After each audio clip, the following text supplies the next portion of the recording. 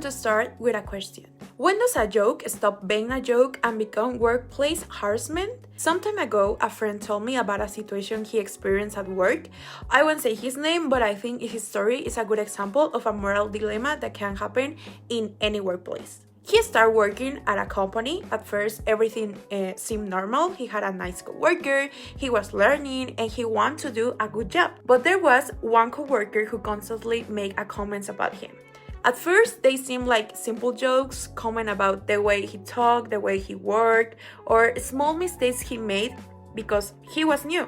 But the comments happened more and more often. Every time he spoke in a meeting, the coworker made a joke about him.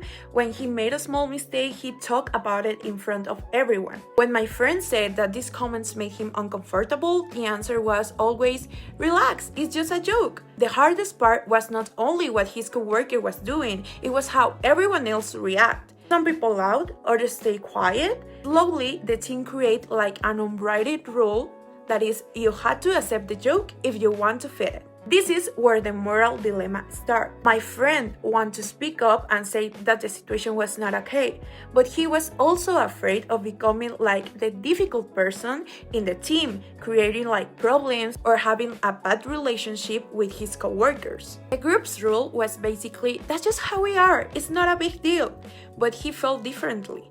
Respect should not depend on whatever other people think something is funny. Sometimes we think workplace harassment has to be something very serious or obvious, but it can also start with a small action that people begin to accept as normal. Constant jokes, making fun of someone, excluding someone, or making a person afraid to speak. In this situation, my friend finally decided to talk to someone in church. He was not trying to get anyone punished immediately, he just wanted to explain what was happening because he realized that staying quiet just to keep like the peace meant accepting something he believed was wrong. And this made me think about an important question. What do we do when doing the right thing might make us look bad to other people? It is easy to defend respect when everyone agrees with us. It is much harder when people tell us, "You are overreacting," or "That's just how things are here." For me, the dilemma was not simply about speaking up or staying quiet. It was about choosing between fitting into a workplace culture that had normalized this behavior or standing up for my values even when it was uncomfortable. I think this story teaches something important.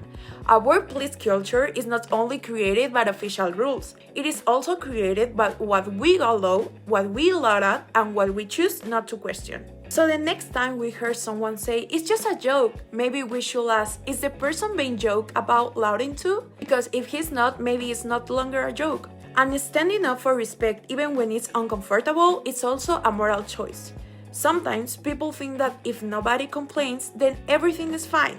But silence does not always mean that people are comfortable. Sometimes people stay quiet because they are afraid of making things worse, like losing their job or becoming the person everyone sees as a problem. That's why I think we all have some responsibility. We don't have to be the person who is being harassed to do something about it. Sometimes simply saying, "Hey, that's not okay," can make a difference. And respect should not disappear just because other people think something is funny.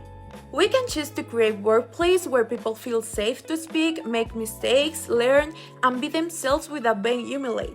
In the end, doing the right thing is not always easy. Sometimes it means speaking up when everyone else is silent. Sometimes it means telling a friend that what is happening to him is not okay. And sometimes it simply means refusing to laugh at a joke that hurts someone else.